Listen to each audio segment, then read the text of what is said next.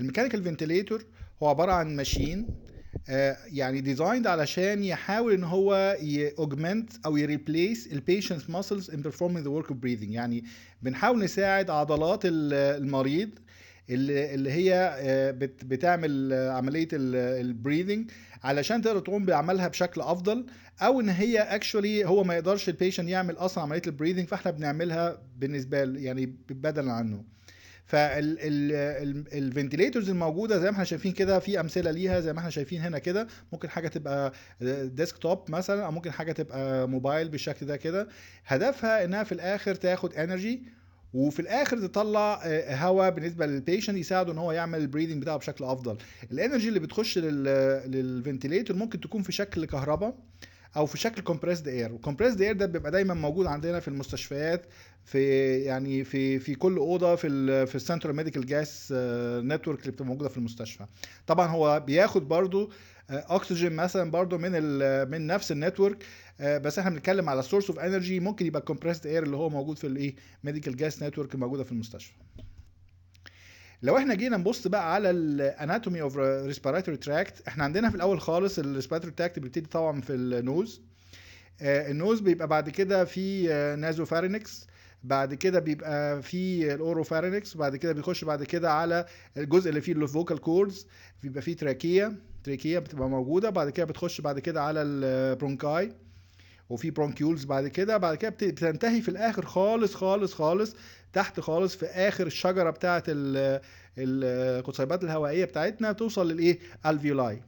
الفيولاي دي هي اللي بيحصل بينها وبين الكابيلاريز الاكسشينج اوف يعني اكسجين وسي او 2 علشان نقدر ان احنا نغير الدم اللي هو فيه سي او 2 ده نخلي فيه اكسجين بدل السي او 2 عشان يقدر بعد كده ينقله لكل الاعضاء بتاعه الجسم. لو احنا جينا نفكر في الميكانيكس بتاعت الريسبيريشن، لو تخيلنا احنا عندنا مثلا حاجه زي بالونه كده، يعني هنمثل اللنج انها بالونه، والتشيست سبيس نفسه او التشيست وول نفسه اكنها ازازه محطوطه حوالين الايه حوالين البالونه دي. يعني لو احنا خدنا الفوهه بتاعت البالونه دي حطيناها هنا بحيث انها تايتلي كلوز الفوهه بتاعت الازازه دي، وجينا بعد كده عملنا يعني جينا شفنا البريشر هنا كده، هنلاقي البريشر جوه زي البريشر بره، مفيش اي اختلاف. فعشان كده البالونه تفضل زي ما هي ما اتنفختش. لو انا جيت بشكل من الاشكال سحبت هواء من الجزء اللي هو الخارجي دوت، الجزء اللي بين البالونه وبين الازازه اللي حواليها، لو احنا سحبنا انرجي هنا، سحبنا هواء من هنا، اللي هيحصل ان احنا هنكريت نيجاتيف بريشر هنا، هينفخ لنا البالونه دي. ممكن نفضل اكشولي نسحب هواء لغايه لما ميبقاش فيه هواء خالص، وساعتها البالونه تملى السبيس كله. الريسبيريشن بتاعنا، عمليه الريسبيريشن بتاعنا بتتم بنفس الطريقه بالظبط. احنا بنكريت نيجاتيف بريشر في الهواء في الاريا اللي حوالين اللنجز، اللي بين الشيست وول وبين اللنجز نفسها، اللي احنا بنسميه البلورال سبيس، والنيجاتيف بريشر ده هو اللي بينفخ لنا اللنجز. اوكي، فاحنا اكشولي لما بنيجي مثلا نحرك الدايفرام اللي هو الحجاب الحاجز، هو فعلا بيعمل الكلام ده. يعني حركه الدايفرام باستعمال الماسلز بتاعت البيشنت هي دي اللي بتكريت النيجاتيف بريشر ده، وهي اللي بتخلي الايه، وهي اللي بتخلي اللنجز تتملي بالشكل ده. وانس ان احنا شلنا النيجاتيف بريشر ده، وانس ان احنا مجرد بس من ريليس الحاجه اللي بتعمل نيجاتيف بريشر، اللنجز بترجع تاني يعني بطبيعتها انها ترجع للايه، للزيرو بريشر بتاعها تاني، انها ترجع بنفس البريشر اللي كان موجود في الايه اتموسفيريك بريشر. اوكي، فالجزء الاكتيف اللي موجود عندنا هو الجزء بتاع ان احنا نخلي فيه نيجاتيف بريشر. وانس ان احنا عملنا ريليس النيجاتيف بريشر ده، بنرجع تاني للوضع بتاع الايه، اللي هو في اخر الدوره بتاعه التنفس بتاعتنا، ان احنا ما يبقاش في عندنا يعني اللنجز بتاعتنا ما تبقاش مليانه. لما نبتدي بقى بالجزء المهم اللي عندنا في اللنجز، اللي هو الجزء اللي هو بتاع الالفيولاي. الجزء بتاع الالفيولاي ده يعني لو احنا بنتكلم عليه، هو ده الجزء اللي بيعمل اكسشينج للاير بتوين الهواء اللي جاي بيملى اللنجز ده، وبين الكابيلاريز اللي هي جايبه الدم من القلب علشان بعد كده تعمل له اكسشينج اوف جاسز يعني، وبعد كده ترجع بيه عشان يتوزع بعد كده على كل اجزاء الجسم. يعني من الفيزيكس هنلاقي حاجه لطيفه جدا جايه من القانون اللي احنا هنوريه دلوقتي حالا ده، ان البريشر within a truly spherical alveolus بالباسكال بيبقى normally calculated as twice the surface tension divided by the alveolar radius.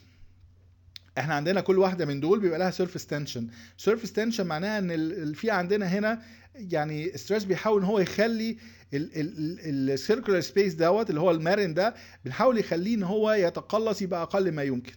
اوكي، فبيسكلي احنا عندنا هنا البريشر الداخلي اللي جوانا ده اللي جوه الالفيولس ده بيساوي توايس تي اس على ار. اوكي، لو احنا بصينا على الكلام ده هنا كده وقارنا بين الفيولس الريديوس بتاعها سمول ار وواحده ثانيه الريديوس بتاعها توايس الكلام ده اللي هو توايس سمول ار، هيبقى عندنا مشكله الحقيقه ان احنا هنلاقي ان البريشر اللي عند الار الكبيره اللي هي الار دي هيبقى عندنا هنا توايس ار هنا، وفي الثانيه هتبقى ار بس. يبقى معنى كده البريشر بتاعنا هيبقى فين؟ البريشر الاكبر هيبقى فين؟ هيبقى في السمول الفيولس. اوكي، دي الحقيقه مشكله. ليه بقى؟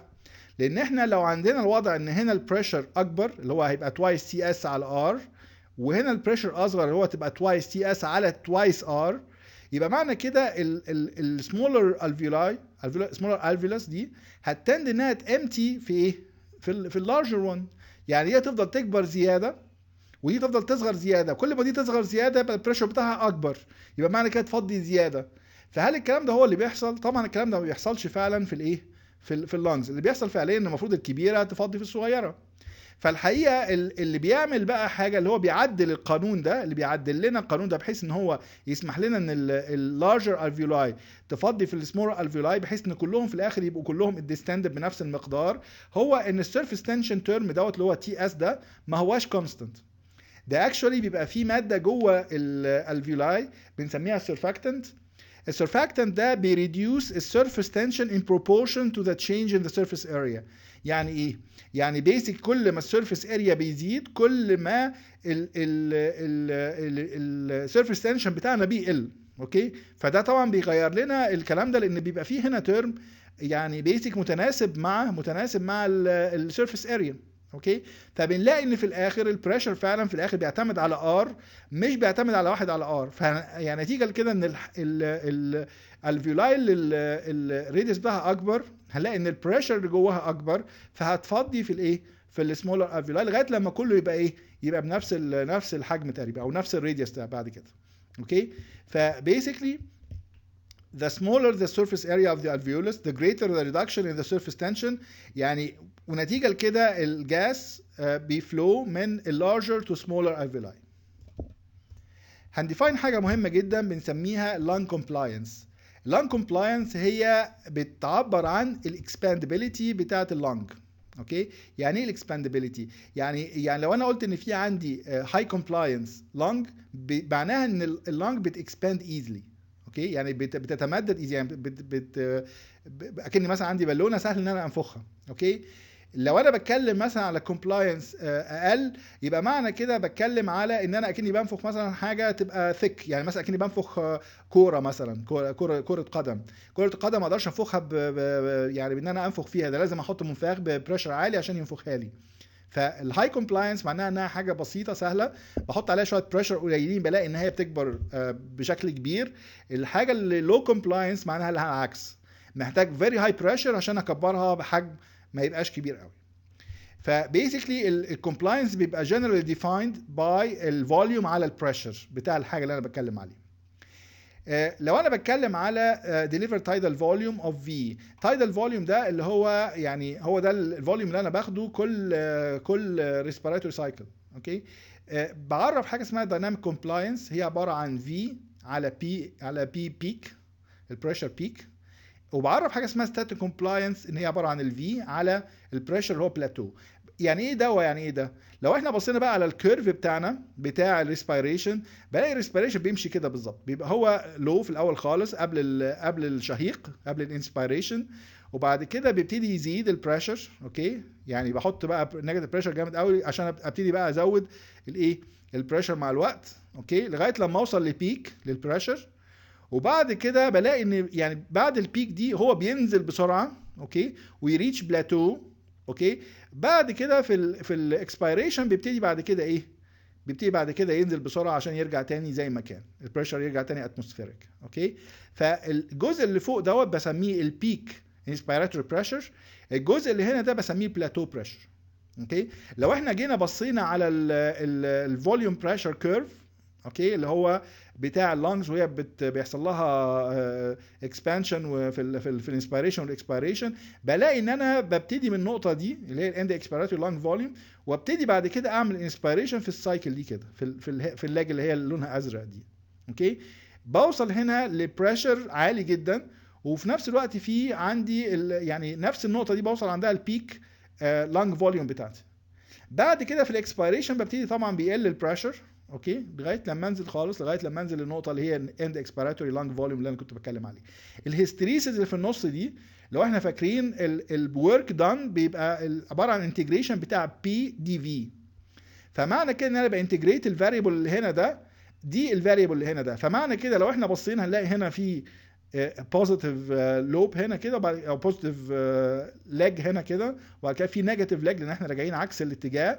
فيبقى معنى كده الجزء اللي في النص ده بيعبر لي عن الورك دان داخل الايه، داخل اللنج في اثناء عمليه الريسبيريشن، في اثناء عمليه سايكل واحده بس من الريسبيريشن. الحقيقه الكيرف دوت لازم نتساءل منه، هو ليه في بيك بريشر بالشكل ده وليه في بعد كده بلاتو بريشر؟ لازم نبص نشوف الكلام ده بقى في الفيزيكس عامل ازاي، او هو براكتيكالي بيمثل ايه بالظبط. الحقيقه لو احنا جينا خدنا المثال ده، او خدنا المثال بتاع اللنج، او مثال بتاع الريسبيراتوري تراكت كله، يعني بعمل الريسبيراتوري تراكت كله اكنه موديل كده، فممكن نمثل الهول ريسبيراتوري تراكت بتو كومبارتمنتس. الكومبارتمنت الاولاني اللي بيمثل لي اللنجز اللي هي هاي كومبلاينس الفيلاي. الفيلاي طبعا حاجه عامله زي البالونه كده، بتبقى سهله قوي انها تتنفخ، فمعنى كده الكومبلاينس بتاعتها فيري هاي. وجزء تاني عباره عن لو كومبلاينس بروكسيمال اير ويز، يعني بتكلم على كل بقى الحاجات البرونكاي والتراكيه وكل الحاجات اللي فوق الابر اير واي تراكت. كل الكلام ده الحقيقه صعب ان هو يتنفخ. لو انا بحط عليه بريشر، عمر التراكيه ما هتكسباند، وعمر برضو الحاجات اللي مثلا النيزوفارينكس مثلا او الحاجات دي هتكسباند، فكلها بيبقى فيري لو كومبلاينس. اوكي، في النص بينهم بقى الجزء بقى اللي هو بتاع الريسبيراتوري تراكس، او الحاجات اللي هي البرونكيولز والحاجات دي كلها، في الاخر بتوصل انها تبقى رفيعه قوي، او التراكس نفسها بتوصل للبرانشز بتاعتها انها تبقى رفيعه قوي. فالحقيقه بيبقى في ديلي بان انا اوصل الهواء من هنا لهنا، اوكي، او في معنى صح ريزيستنس جايه لي من ان انا عشان اوصل للالفيلاي لازم امشي في انبوبه رفيعه قوي اللي هي الاند برانشز بتاعه البرونكيولز. اوكي، فلو احنا في الوقت العادي ده، الوقت اللي احنا فيه عندنا مفيش بريشر، البريشر اتموسفيريك جوه وبره اللي هو اند اكسبيريشن او اند اكسبيراتوري بريشر، اوكي، بيبقى كله زي بعضه مفيش اي مشكله. وانس ان انا ابتديت احط بريشر بقى، طبعا يعني بحط بريشر من بره اكني بحط نيجاتيف بريشر من جوه، ما تفرقش، يعني ممكن احط النيجاتيف بريشر في المناطق اللي حوالين الريسبيراتوري تراكت، او اكني بحط بوزيتيف بريشر من بره. احنا بالنسبه لنا لو بنتكلم على فنتيليتور، احنا اكشولي بنحط البريشر ده فعلا من بره. لما بنحط البريشر من بره بيبتدي الهواء اللي موجود عندي يحصل له ان البريشر بتاعه يزيد. النقطه ان هو هيزيد لي في الجزء اللي هو الايه البروكسيمال اير ويز، الحاجات اللي هي الابر اير واي تراكت والحاجات دي كلها اللي هي الكومبلاينس بتاعتها قليله. اوكي، بس لسه ما يكونش الكلام ده لحق يوصل لجوه، نتيجه لان انا عندي هنا انبوبه رفيعه جدا جدا جدا ما بتوصلش الهواء بسرعه من هنا لهنا، فانا هنا رفعت البريشر بتاع ده بسرعه، فما كانش لسه عندي وقت ان الهواء يبتدي يديفيوز من هنا لهنا. اوكي، فبقى عندي ده في بريشر عالي قوي قوي قوي، وهنا لسه البريشر بتاعه معليش. شويه بشويه بقى وانا على نفس الوضع ده، وانس ان انا وصلت للوضع ده كده اللي هي البيك بريشر بتاعي، يبتدي بقى الهواء شويه بشويه يديفيوز عشان ايه، يبتدي يتوازن بين كل الكومبارتمنتس اللي عندي دي. بدل ما كان عندي الجزء ده كله البريشر بتاعه عالي وده البريشر بتاعه واطي، لا كله هيبقى زي بعضه دلوقتي بعد ما الهواء اللي هنا دخل بعد كده ملا هنا. نفس البريشر اللي هنا اللي هو مش عامل اكسبانشن خالص لهنا، عامل مينيمال اكسبانشن لهنا، بقى عامل يعني ان اللانجز كلها تبقى اكسباندد في الجزء بتاع الايه، في الجزء بتاع الايه اللي هو بتاع الالفيولاي. اوكي، فالنقطه ان احنا البيك اللي احنا وصلنا لها، البيك بتاعت البريشر احنا وصلنا لها اكشولي هنا. اوكي، قبل ما يحصل ان الهواء ده يديفيوز للالفيولاي. اوكي، وبعد ما وصل الالفيولاي خلاص وصل للبلاتو. البلاتو اللي هي البريشر بتاعنا كله في كل الحتت زي بعضيها، وبيفضل كده بقى في مرحله الاكسشينج اوف جاسز بين الايه، بين البلاد كابيلاريز وبين الالفيولاي. فده طبعا بيفسر لنا الكيرف ان اللي هو البيك انسبيراتوري بريشر بيعبر لنا عن النقطه دي، والبلاتو بيعبر لنا عن النقطه دي اللي هو فيها كل الايه بريشرز كل حته زي بعض. الجاس اكسشينج اللي بيحصل بين الالفيلاي وبين الكابيلاريز ده طبعا احنا يعني كنا درسناه في الجزء بتاع الفيزيكس اللي هو في تشابتر 4 لان كان جزء في غايه الاهميه ومعتمد على الديفيوجن. اوكي، وزي ما احنا كنا قلنا قبل كده الديفيوجن سبيد بتساوي توايس دي في تي، دي اللي هي الديفيوسيفيتي اللي موجوده في الميديم، اوكي، وتي اللي هو التايم، يعني الديستنس اللي هي لو انا بتكلم مثلا على ان انا عندي اكسجين مولكيول مثلا موجود في مكان وعايز اشوفه هيتحرك بعد زمن مثلا 1 سكند يكون فين، اوكي، فبقدر احسبها بتوايس دي في تي. اوكي، السبيد اوف ديفيوجن ان جنرال معتمده على كذا حاجه. اول حاجه البريشر جريدينت، يعني لو انا عندي هنا مثلا هنا الجزء ده بتاع الالفيولاي والجزء ده بتاع الكابيلاريز، في النص بينهم هو الجزء بتاع الالفيولار ابيثيليوم اللي هو الوول بتاعه الالفيولاي، وهنا الجزء بتاع الكابيلاري ابيثيليوم اللي هو عباره عن الوول بتاع الكابيلاري، ودي بتبقى عاده فيري ثيك وتبقى ايكويفالنت اكنها ميه بالظبط، يعني كل الوولز دي بتبقى يعني ما اجي احسب لها مثلا السبيد بتاع الديفيوجن فيها بعتبرها اكنها ميه بالظبط. اوكي، فدلوقتي عشان يبقى فيه هواء او فيه اكسجين يتحرك من هنا لهنا لازم يبقى فيه دلتا سي، لازم يبقى فيه يعني concentration difference. لو ما كانش فيه concentration difference مش هيعدي، يعني هيعدي من هنا لهنا ازاي؟ الكونسنتريشن بتاع الجاسس عامه ممكن نعبر عنها بحاجه بنسميها البارشل بريشر. اوكي، لما يكون البارشل بريشر بتاعي هنا عالي وهنا واطي يبقى معنى كده انا عندي هنا كميه اكبر من هنا، فمعنى كده الديفيجن هيبقى في الدايركشن ده. اوكي، فيعتمد على البارشل بريشر ديفرنس اللي هو بين هنا وبين هنا السرعه بتاعه الديفيوجن بتاعتي، كل ما الدلتا سي كانت اكبر كل ما الفلو هنا كان هيبقى اكبر. الحاجه الثانيه هو الثيكنس بتاع البارير، الثيكنس اللي هنا ده. اوكي، البارير ده زي ما قلت كده هو عباره عن الوول بتاعه الالفيولس والوول بتاعه الايه بتاعه الكابيلاري. في الوضع الطبيعي احنا بنقول ان دي ايكويفالنت للميه which is okay. المشكله بقى ان احنا عندنا بعض الامراض ممكن يحصل ثيكنينج للوول دي. لما بيحصل ثيكنينج للوول دي اكشولي بنلاقي ان يعني معظم الوقت اكشولي هو بيتقضي اصلا عشان المولكيولز بتاعت الاير او بتاعت الاكسجين والسي او 2 يعدوا من هنا في خلال الجزء اللي هو اللي عباره عن الميه ده، لان سرعه الديفيوجن في الميه ابطا بكتير جدا من سرعه الديفيوجن في الايه في الجاسس. اوكي، فمعنى كده بنتكلم على ان احنا عندنا في الجزء دوت لو حصل ثيكنينج للوول ده باي سبب من الاسباب، زي مثلا واحد مدخن مثلا، مدخن بيبقى عندنا فيه مشاكل ان بيبقى فيه ديبوزيشنز هنا على الالفيولار وول او بيحصل ثيكنينج الفيولار وول، فمعنى كده بيحصل لنا بطء في الاكسشينج بين الايه بين الجزء اللي فيه الالفيولاي والجزء اللي فيه الايه البلاد في الكابيلرز. اوكي، الحاجه الثانيه هي السولوبيليتي اوف اوكسجين ان بارير، يعني ممكن البارير اللي في النص ده نتيجه برضو لبعض الامراض ممكن يبقى الاكسجين المفروض ان هو بيجي لغايه الوول دي ويدوب فيه وبعد كده يمشي جوه الوول يديفيوز جوه الوول لغايه لما يوصل الناحيه الثانيه ويعدي بعد كده من الناحيه الثانيه يخش البلاد.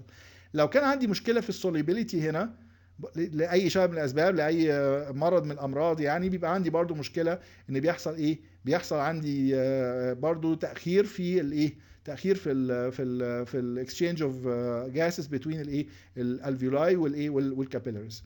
لو احنا بصينا على الانيشال كونسنتريشن بتاعنا، الانيشال كونسنتريشن بتاعنا البي او 2 اللي هو البريشر بتاع الاو 2 المفروض ان هو يبقى عالي جدا في الايه في الجزء اللي هو بتاع الالفيولاي، ويبقى قليل بالنسبه لايه قليل بالنسبه للايه للناحيه الثانيه للكابيلاريز. اوكي، يعني اكروس الباوندري دوت هلاقي النقطه دي الاو 2 بتاعي البي او 2 بتاعي عالي والايه والبي او 2 على الناحيه الثانيه بيبقى واطي.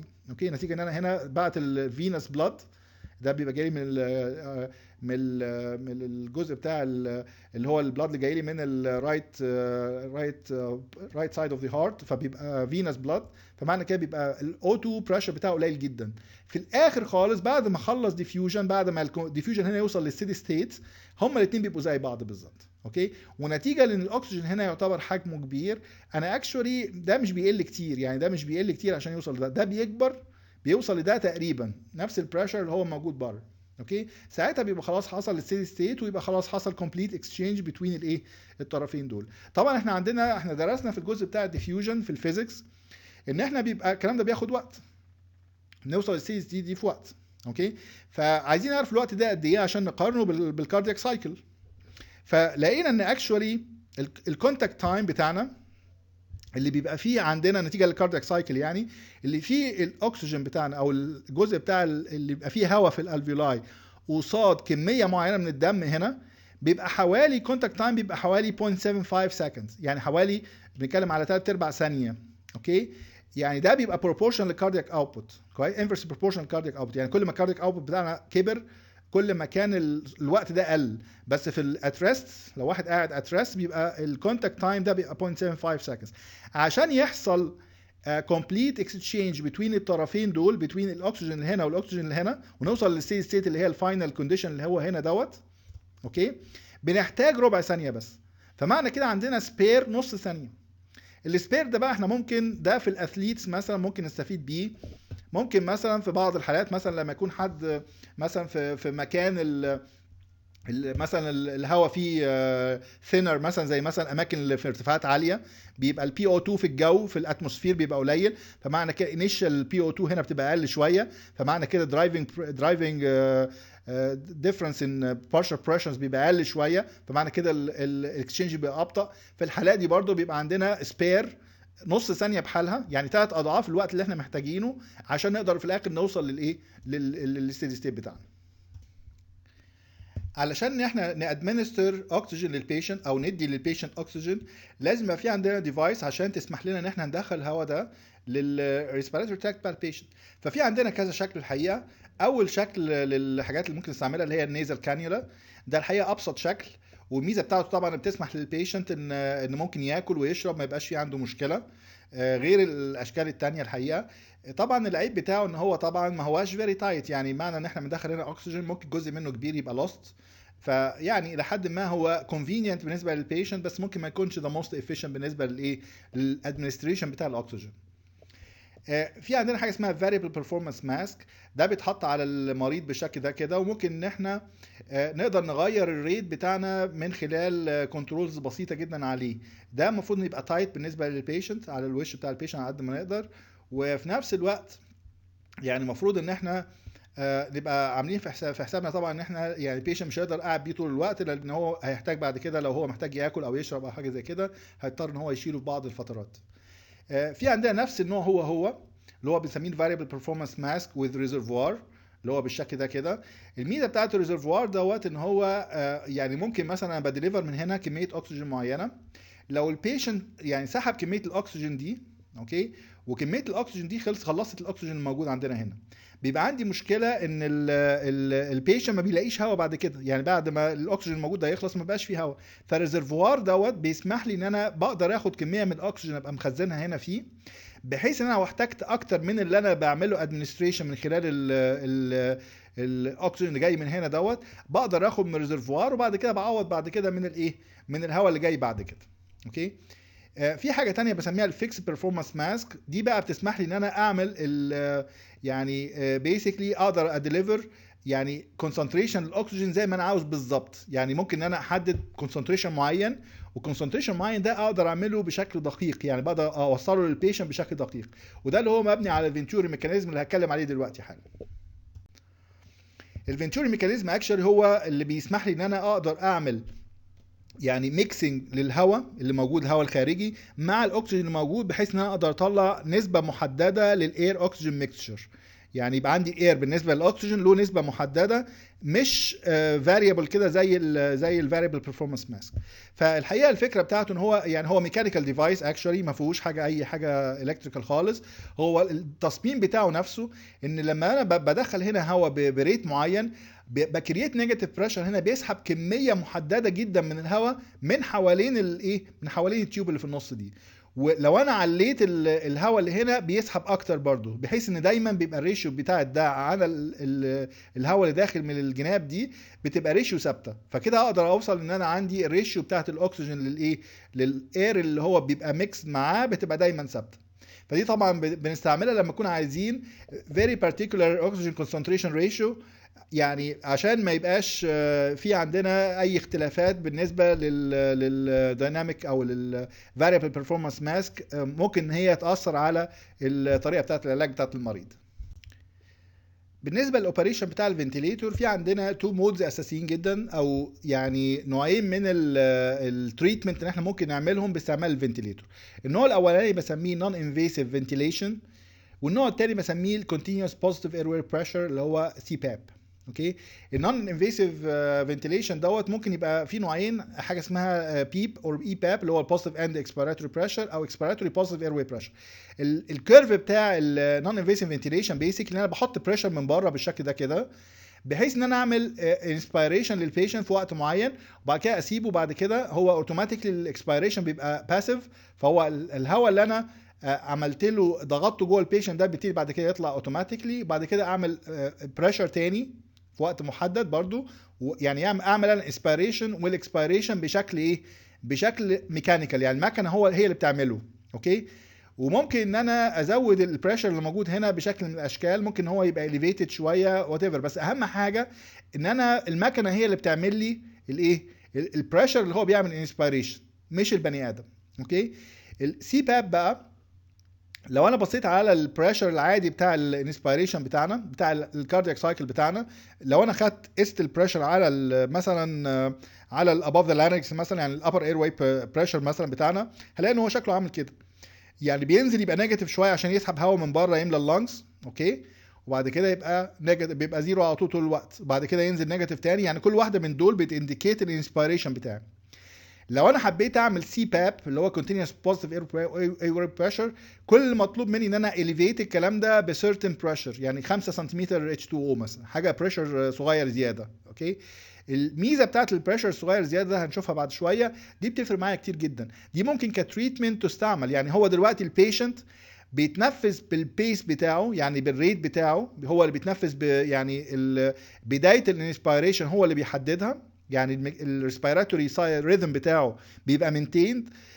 بس انا دلوقتي مجرد بس ان انا حطيت له ماسك مثلا بحيث يبقى البريشر فيه اعلى شويه، يعني اكني بتنفس في اوضه البريشر فيها اعلى من ايه، من الاتموسفيريك بريشر اللي موجود في الايه، موجود في الدنيا. اوكي، مفيش اي حاجه تانية مختلفه خالص. انما في الجزء بتاع نون انفيسيف فنتيليشن لا، ده انا بيسكلي اكن انا بالظبط زي ما انا كنت موري في الاكزامبل في الاول خالص، اكن انا بحط منفاخ مثلا وبنفخ لانجز من بره، بحط يعني لارج بريشر من بره عشان ادخل هواء، وبعد كده بخلي البريشر تاني يرجع زيرو عشان يحصل الاكسبيريشن بطريقه باسيف.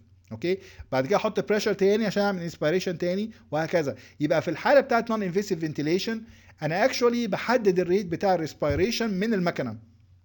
انما في السي باب لا، انا مش بعمل كده. سي باب انا اكشولي كل اللي بعمله ان انا بحط هاير بريشر، يعني اكسجين مثلا حوالين البيشنت، وهو بيتنفس منه عادي بالبيس بتاعه بنفس الريت اللي هو الطبيعي اللي هو جنريتد من البيشنت نفسه.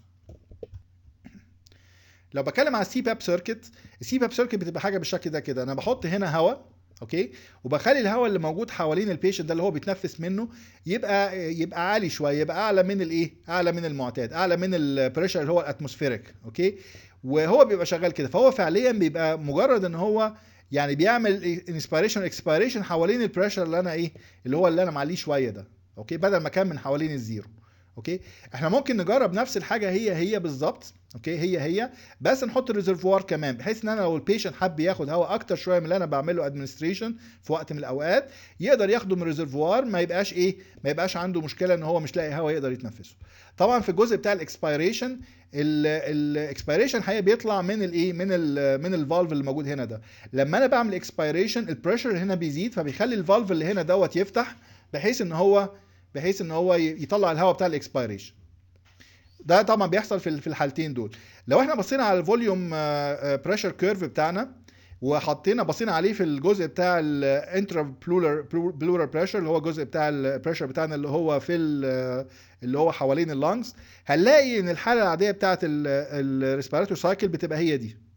اوكي، لو احنا علينا البريشر شويه، بتاعنا شويه، يعني خلينا الكيرف ده يتحرك شويه. اوكي، هنلاقي ان احنا يعني بيبقى عندنا السايكل بتاعتنا مش بتبقى نفس السايكل، لا ده اكشولي ده حصل ان هي زادت شويه، الفوليوم بتاعنا زاد شويه، فاكن البريشر اللي انا حطيته ده ساهم ان هو يزود شويه الايه، المساحه بتاعت او الاكستنشن بتاع اللنجز بتاعتنا، فافكتفلي هو عمل زياده للكومبلاينس بتاع اللنجز.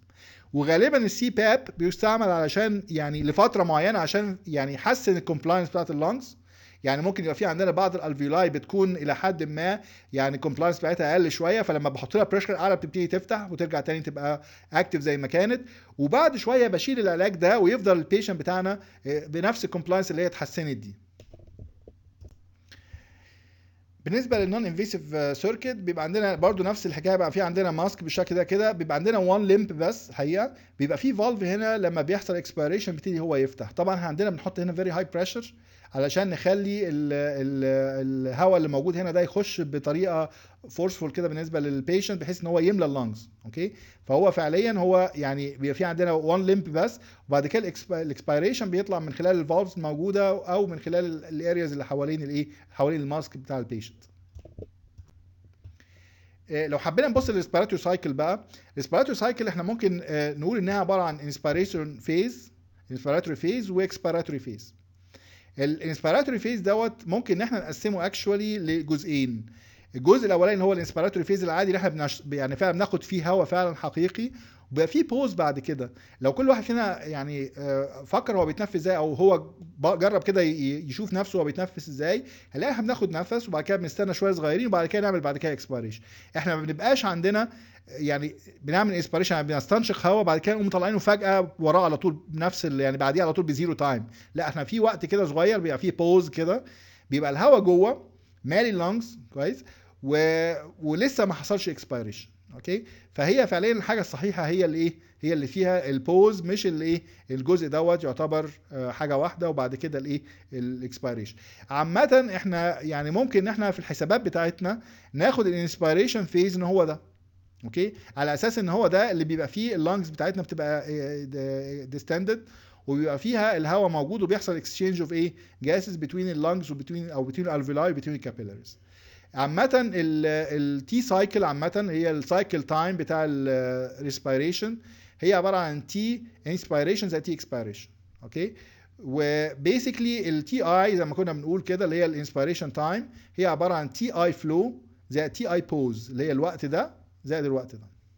اوكي، احنا ممكن نقول الريت بتاعنا عشان نقول بقى الريت بتاعنا بير مينيت هو عباره عن 60 بير تي سي، يعني 60 على تي سي. يعني شوف التي سي بتاعتنا بتساوي كام، هي السايكل تايم بتاعتنا بتساوي كام. ما اقولش 1 على تي سي بقى هتطلع لي بالسكند لان دي بتكلم على دي سكند. اوكي، لما اقسمها تبقى 60 على تي سي يبقى هتجيب لي بعد كده ريت بير مينيت. اوكي، يعني عدد من الريسبيراتوري سايكلز بير مينيت. اوكي، ولما بحب اتكلم برضو على الريت دوت هو ممكن برضو نحطه بشكل كده ان هو الفي دوت على الفي تي دوت. الفي تي هي عباره عن الايه التايدال فوليوم بتاعنا. اوكي، التايدال فوليوم بتاعنا بيساوي كام، والفي دوت دي عباره عن الريت اوف تشينج اوف ايه او الفي، يعني احنا بنقدر نطلع يعني الفوليوم ده بيتغير بريت قد ايه مع التايم.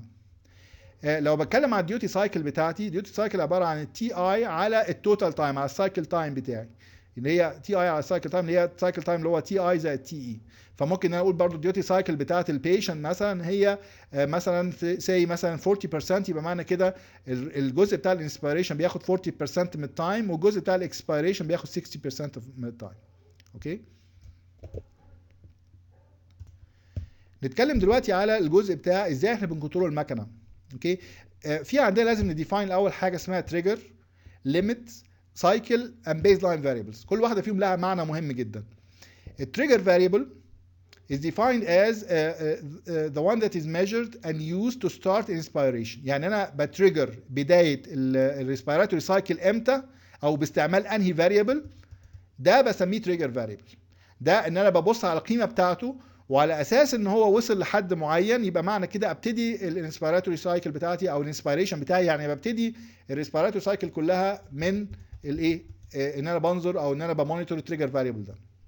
الليميت فاريبل بقى العكس، احنا بنتكلم على ان احنا الليميت فاريبل ده is the one that can reach and maintain a preset value before inspiration ends. دي نهايه الانسبيريشن. يعني انا بقول دلوقتي ان انا ابتديت امتى، ده تريجر فاريبل. بنتهي الانسبيريشن بينتهي امتى، ببص على الليميت فاريبل بتاعي. يعني لما الليميت فاريبل بتاعي يوصل لحد معين بقول ان خلاص كده انا المفروض انهي الانسبيريشن دلوقتي. اوكي، السايكل فاريبل بقى بتكلم ان هو بقى ده نهايه السايكل خالص، ده نهايه الاكسبيريشن بتاعي. اوكي، يعني ده بقى اللي هو نهايه الاكسبيريشن، ده الاند اكسبيراتوري فيز. يعني انا ببص على ده عشان ابتدي، هو ابتدي معناها ابتدي السايكل كلها وابتدي الانسبيريشن. هنا انتهي امتى الانسبيريشن، هنا انتهي امتى السايكل كلها، يعني انتهي امتى الاكسبيريشن. في عندنا حاجه اسمها بيز لاين فاريبل كمان بقى، ده اللي بيبقى كنترولد عموما during الاكسبيريشن. يعني بمعنى ان احنا دلوقتي احنا بنبص على ايه واحنا بنكنترول مثلا الانسبيريشن نفسه. يعني انا دلوقتي لو فرضا انا في الانسبيريشن في النون انفيسيف فنتيليشن، انا المفروض ان انا بحط هواء جوه البيشنت. هل احط الهواء ده بيزد على فوليوم، بيزد على بريشر، بيزد على ايه بالظبط؟ ده البيز لاين فاريبل بتاعي. اوكي، في موست اوف ذا براكتيكال فنتيليتورز موجوده دلوقتي هنلاقي البريشر كنترول هو اكتر واحد الناس بتستعمله. في الريسبيراتوري سايكل ان جنرال بيبقى عندنا طبعا زي ما احنا شفنا في عندنا انسبيراتوري فيز وفي اكسبيراتوري فيز. هنحول امتى بقى بين كل واحده من التو فيزز دي للثانيه؟ دي بتتحدد بحاجات كتيره، ممكن انها تتحدد بالفنتيليتور وممكن انها تتحدد بالبيشنت. فممكن مثلا الانسبيراتوري سايكلينج بتاعنا يتحدد بان هو يكون تايم اور سبونتينيوس، يعني ممكن ان هو يتحدد بوقت محدد، لما الوقت ده ينتهي اقلب من الانسبيريشن او لما الوقت ده يجي بمعنى صح اعمل انسبيريشن، او استنى لغايه لما البيشنت يبتدي يحاول ياخد نفس واساعده. اوكي، زي مثلا كده ممكن نبص على الاكسبيراتوري سايكلينج. الاكسبيراتوري سايكلينج ده ممكن يتحدد لي بناء على ان انا وقت محدد لما يجي الوقت ده ينتهي. اوكي، ببدا الاكسبيريشن او بنهي الاكسبيريشن، او ممكن ان انا ابص على الفلو ومنه برضو احدد اذا كنت ابتدي الاكسبيريشن او انهي الاكسبيريشن. وممكن برضو نفس الكلام هو بالنسبه للانسبيريشن، ممكن ان انا تريجر الاكسبيريشن بفوليوم او ببريشر. يعني ممكن ابص على الفوليوم او البريشر ومنهم احدد اذا كنت ابتدي الانسبيريشن ولا انهي الاكسبيريشن.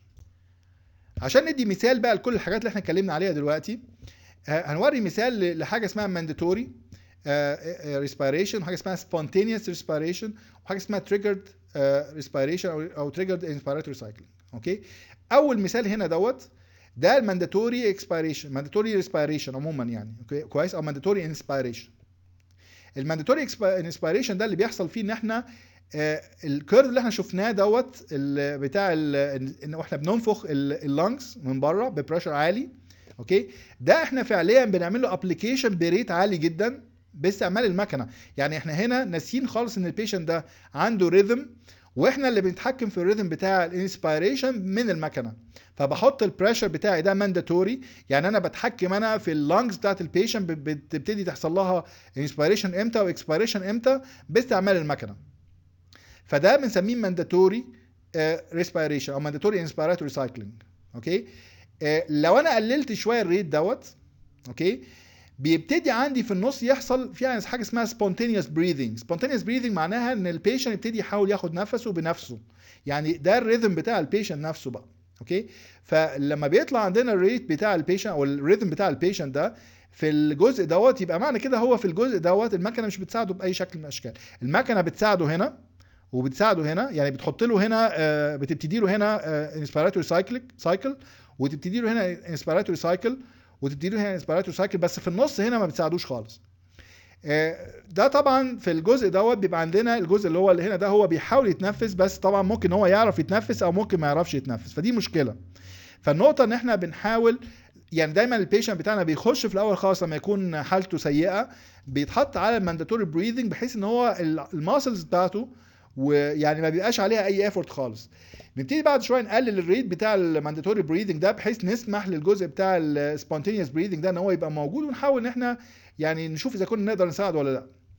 عشان نساعده في نفس الوضع ده هو بنعمل حاجه اسمها سبورتد بريذنج. اوكي، سبورتد بريذنج ده او تريجرد بريذنج نفس المعنى. معناه ان احنا دلوقتي لما بنحس ان في، يعني المكنه نفسها لما بتحس ان في نيجاتيف بريشر في مكان ما فيهوش سايكل، يبقى تعرف ان البيشنت بيحاول ياخد نفس، يبقى معنى كده بتحط له هي بريشر من بره بحيث انها تساعده في الايه، في عمليه البريذنج بتاعته هنا. هي تحاول تساعده في الانسبيريشن بتاعه ساعه ما يكون عايز ياخد نفس هنا. اوكي، فمعنى كده نلاقي ان عند الاماكن دي كلها، كل الاماكن اللي موجود فيها spontaneous breathing attempts، بحط هنا supported breathing waveform، يعني بحط له من بره بريشر بحيث ان هو يساعده ان هو يعمل البريذنج ده مع الافورت بتاعه هو نفسه. فده طبعا بيبقى لو انا بتكلم على ان انا يعني بحاول اساعد البيشنت ان هو يبتدي يعني شويه بشويه ان هو يريكفر، يبقى معنى كده بساعده بحاجه زي كده اكتر قبل ما يعني بعمل حاجه زي كده. يعني بساعده حاجه زي كده الاول لغايه لما ابقى متاكد ان هو يعني عارف ان هو يعني يتنفس، وبعد كده اسيبه بعد كده يعمل السبونتينيوس بريدنج بعد كده بنفسه. المشكله بتاعت الويف فورم دي كالاتي، ان انا عندي هنا مثلا هلاقي سبورتد بريدنج هنا ووراها على طول مانداتوري بريدنج، كويس. فمعنى كده الاثنين دول انسبيريشن، خلي بالكم. فمعنى كده انا دلوقتي يعني بقى في عندي تو انسبيريشنز جنب بعض قوي، مش المفروض انها تكون كده. فالاحسن بقى من كده ان احنا لما يكون عندنا وضع زي كده ان احنا نعمل حاجه اسمها سينكرونايزيشن. سينكرونايزيشن معناها ايه؟ معناها لما الاقي ان البيشنت عاوز يعمل سبونتينيوس بريدنج هنا، وعارف ان انا المفروض عندي وقت بتاع مانداتوري بريدنج بعديه بشويه صغيرين، بموف السايكل دي كلها تبقى هنا. يعني زي ما انتم شايفين كده، بدل ما كانت السايكل بتاعتنا هنا اللي هي بتاعه المانداتوري بريدنج، نقلناها في مكان الايه؟ نقلناها في مكان السبورتد بريدنج. يعني اكني بالظبط لما جت السبونتينيوس بريدنج دي عملت تريجرنج للايه؟ للمانداتوري بريدنج انها يبقى عندها هنا كده. فدي عشان كده بنسميها سينكرونايزد بريدنج. اوكي. الجزء بقى اللي هو زي اللي في النص ده اللي هو جالي فيه سبونتينيوس بريدنج مفيش حاجه جنبيه، يعني في النص كده مش جنب اي حاجه تانية، ده بسيبه زي ما هو يبقى برضو سبورتد او تريجرد. هنا برضو هلاقي ان المسافه بين الاثنين دول صغيره قوي، فبرضو هموف دي تبقى ايه؟ تبقى هنا زي ما احنا شايفين كده. المانداتوري بريدنج ده اتحرك بقى هنا. اوكي، وهكذا. طبعا احنا ممكن ما نعملش اصلا مانداتوري خالص، ممكن احنا نعمل بس سبورتد. سبورتد معناها الاماكن اللي فيها سبونتينيوس بريدنج هنا، هي الاماكن دي كلها، يبقى كل مكان من دول وقت ما المكنه تحس ان هو بيحاول ياخد نفس، مجرد بس تديله سمول بريشر عشان يحاول ان هو ايه؟ تسهل عليه شويه، تسهل على الماسلز بتاعت الريسبيريشن بتاعته شويه علشان يقدر ياخد النفس بتاعه بشكل اسهل. فطبعا دي يعني ملخص لكل المودز اللي احنا ممكن نشوفها اكشولي في كل المكن بتاع الفنتيليتورز. اوكي. عاده زي ما كنت بقول، البيشنت لو هو حالته سيئه بيبتدي بحاجه زي كده بحيث ما يبقاش فيه اي افورت خالص على الريسبيراتوري ماسلز. بعد كده ممكن اقلل الريت ده شويه، بس احنا نقلله ويبقى في عندي سبورت للايه؟ سبورت للبريذنج اللي هو السبونتينيوس بريذنج. اوكي. بعد كده بتنقل من ده، او يعني طبعا ما يستحسنش ان انا استعمل ده، يستحسن ان انا استعمل السينكرونايزد اللي هو ده عباره عن ده الفيرجن اللي هي السمارتر فيرجن من ده. يعني دي اذا سمارتر فيرجن اوف سي. اوكي. وانس ان هو خلاص بقى هنا وابتدت حالته تتحسن شويه، اديله بعد كده سبورت بس، يعني مجرد ان انا هشيل بقى المانداتوري خالص، ومجرد بس ان انا بستنى لما يكون في عنده سبونتينيوس بريذنج واساعده ان هو يعمل البريذنج باقل مجهود ممكن. بعد ما يتحسن بقى عن اي دي خلاص هو بيتساب بعد كده يبقى ايه؟ اللي هو مجرد سبونتينيوس بريذنج بقى يتنفس كده بقى بالبيس بتاعه خلاص، يعني اتشال من على الفنتيليتور خالص. اوكي. فطبعا الحاجات دي مهمه جدا عشان نفهمها ونتخيل هي عباره عن ايه، عشان بعد كده كل المودز بتاعت الفنتيليشن هي عباره عن كومبينيشن من الحاجات اللي احنا بنتكلم عليها هنا دي. طبعا احنا ممكن يبقى في عندنا pressure or volume driven inspiration. طبعا هما الاثنين عشان اتخيلهم احنا في الاخر بنمشي نفس الخط اللي احنا شفناه في الفوليوم بريشر كيرف، نفس الخط اللي احنا بنمشيه في الانسبيريشن. انا همشيه كده وكده ولا همشيه كده وكده؟ يعني انا ببص دلوقتي على ايه؟ ببص على الفاريبل ده لغايه لما يوصل لحد معين وابقى انا كده وصلت هنا، او ببص على الفاريبل ده لغايه لما اوصل لحد معين وابقى انا وصلت هنا. في الحالتين هما الاثنين واحد اكشولي. يعني بيسك انا ممكن اشوف البريشر اللي عايز اوصل له كام اللي هو مقابل النقطه دي، واعمل عليه تريجرنج او اعمل عليه مونيتورنج معنى صح، يبقى هو ده البيز لاين فاريبل بتاعي. او ممكن اشوف نفس الحاجه هي بالظبط النقطه اللي عايز اوصل لها دي الفوليوم عندها بكام، واعمل عليه مونيتورنج برضو، او يبقى هو ده البيز لاين فاريبل بتاعي. لما اوصل النقطه دي اعمل برضو ايه؟ اند للايه؟ للانسبيريشن بتاعي. هما الاثنين طريقتين، بس طبعا احنا يعني بيتهيالي ان الموست كومن اللي بيستعمل الحقيقه هو الجزء بتاع البريشر او البريشر دريفن انسبيريشن. اوكي. بس في الحالتين لازم نبقى عارفين ومتاكدين 100% احنا بنعمل نفس الكيرف بالظبط في الايه؟ في الفوليوم بريشر كيرف، يعني ما بيبقاش في اي اختلاف خالص. احنا بس مجرد ان احنا بنبص على انهي بيز لاين فاريبل، بنبص على البريشر ولا بنبص على الفوليوم. في عندنا بقى حاجه في مكن التنفس الصناعي الحقيقه بنسميها مود اوف ميكانيكال فنتيليشن. اوكي. المود اوف ميكانيكال فنتيليشن can be generally defined as a predetermined pattern of interaction between a ventilator and a patient. كويس. يعني كل الكلام اللي اتكلمنا عليه دوت يعني المود ده عباره عن مجموعه من الحاجات اللي انا بختارها علشان ابلاي تريتمنت معينه بالنسبه للبيشنت. يعني بتكلم مثلا على نوع معين من التريجر فاريبل، نوع معين من الليميت فاريبل، نوع معين من مثلا البيز لاين فاريبل. كويس، كل واحده من دول لما بعمل كومبينيشن معينه بقدر اقول على دي انها اسمها مود. اوكي. الحاجه اللي هي الغريبه شويه في الجزء ده هنا ان احنا عندنا اولموست يعني ممكن نقول ان في 100 اسم مثلا ل 100 مود اوف فنتيليشن في كل واحده من كوميرشالي افيلبل ميكانيكال فنتيليتورز. كل واحد بيعمل ميكانيكال فنتيليتور بيسمي الكومبينيشن اللي هو بيستعملها بيسميها باسم معين بتاعه هو، رغم ان هي ممكن تبقى نفس الحاجه تقريبا اللي مستعمله في حاجه تانية. اوكي. فالنقطه ان يعني الحته دي ممكن تبقى فيري كونفيوزنج بالنسبه للناس. لو واحد مثلا بيعمل مناقصه عايز يشتري جهاز معين وحاطط فيه مواصفات، هيحط اسم المود بتاعه ازاي وهو يعني بيسك المود ده لكل مكنه له اسم مختلف، هو نفس المود هو. اوكي. فدي لازم يكون اللي بيبص على الحاجات دي يبقى فاهم كويس قوي هو بيتكلم على ايه، وعارف ان الحاجات دي موجوده ولا مش موجوده في الايه في الاوفرز اللي جايه له. المشكله دي جايه الحقيقه من ان المانيفاكتشرنج كوميونتي اللي هي المصنعين نفسهم والميديكال كوميونتي برضو الحقيقه يعني ما عملوش ديفلوبمنت للستاندرد تاكسونومي. يعني ما عملوش مثلا تسميه او ستاندرد للتسميات دي علشان الناس تلتزم بيها، فكل واحد بقى سمى بالطريقه اللي هو بيفضلها، فدي طبعا عملت مشكله اللي انا بتكلم عليها دلوقتي. عامه ممكن نكلاسيفاي المودز دي عشان نقدر نفهمها كويس. لو انا جبت اي مود باي اسم بقى لازم يبقى عندي شويه اسئله كده اجاوب عليها عشان افهم هو بيشتغل ازاي بالظبط. يعني بتكلم مثلا لو عندي mandatory breathing. كويس. what determines inspiratory cycling؟ يعني ايه هو التريجر فاريبل بتاعي وايه الليميت فاريبل بتاعي؟ what drives inflation and what is the breath targeted to or limited by? the feedback intra breath or inter breath. what determines expiratory cycling؟ هي مجموعه الفاريبلز اللي احنا اتكلمنا عليها دي لو احنا عملنا لها ديفينيشن هتديفاين دول تماما. لو عندي triggered breathing اوكي يبقى لازم نعرف برضو what breath types are present mandatory pattern supported or both. لو بتكلم على supported breath يعني what drives inflation؟ الكنترول بارامتر بتاعي هو عباره عن ايه؟ والبريث targeted or limited by ايه؟ نفس الكلام، ايه الفاريبل اللي انا ببص عليه برضو؟ الفيدباك برضو انترا بريث ولا انتر بريث؟ يعني بمعنى ان هي الكلام ده معناه ان انا دلوقتي باخد فيدباك من السايكل نفسها جوه كل سايكل، ولا بستنى بين كل سايكل والتاني اعمل الفيدباك دوت. what determines expiratory cycling؟ نفس الكلام برضو، انا دلوقتي بنهي الاكسبيريشن ازاي مثلا. اوكي. لو عندي spontaneous breathing اوكي accommodated ازاي وامتى؟ يعني نقدر نعمل له accommodation امتى؟ فبيسكلي لو احنا مثلا بنبص على mandatory modes of ventilation كويس هلاقي مثلا عندي مثلا لو انا بتكلم على الحاجات اللي بتكلم عليها دي كلها حاططها هنا في تيبل كده. يعني ممكن التايم فاريبل بتاعي ممكن الانسبيراتوري سايكل بتاعنا يبقى تايم اوكي، او عاده بيبقى تايم. الكنترول نفسه ممكن يبقى فوليوم او بريشر اوكي. التارجت او الليميت فاريبلز ممكن تبقى بريشر او فوليوم اوكي. فممكن انا لكل واحده من المودز اللي في المانداتوري مودز دي ممكن احط لها بالظبط الليستنج بتاعها هي هنا ايه بالظبط. هنلاقي مثلا لو احنا بصينا مثلا قارنا دول ببعض الاثنين دول ببعض اوكي، لو انا بصيت على الاثنين دول هلاقي ان دي متسميه هنا حاجه اوكي ومتسميه هنا حاجه تانية خالص اوكي. يعني بسمي هنا اي بي بي في اوكي في دريجر اوكي، وممكن ان انا اتكلم على كنترول مانداتوري فنتيليشن اوكي او كنترول مود فنتيليشن او انترميتنت مانداتوري فنتيليشن، يعني ممكن يبقى الاثنين دول نفس الكلام بالظبط اوكي.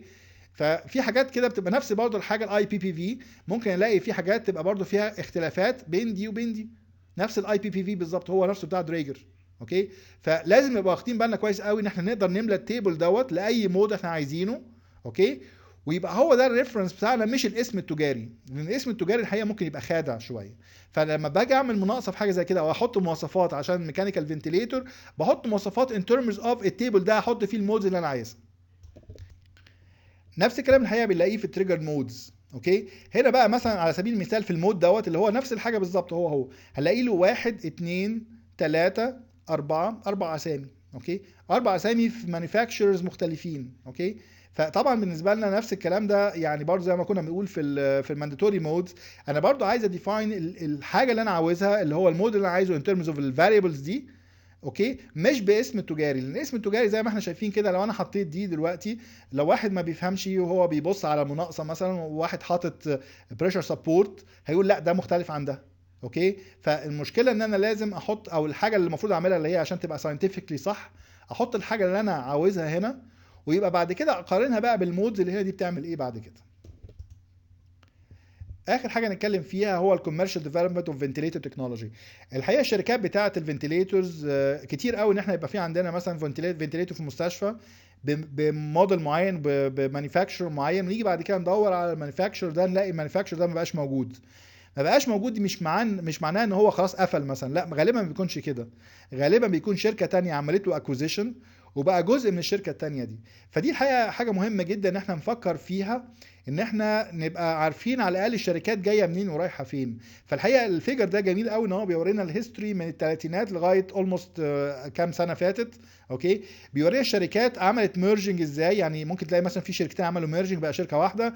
على الاقل تقدر تعرف الماركه اللي كانت موجوده مثلا في الثمانينات اسمها كذا، دلوقتي بقى اسمها ايه. اوكي، فدي حاجه مهمه جدا عشان نبقى احنا عارفين برضو الهيستوري بتاع المكنه بتاعتنا دي ماشي ازاي، ونقدر نعرف على الاقل نقدر نجيب السبير بارت بتاعتنا منين.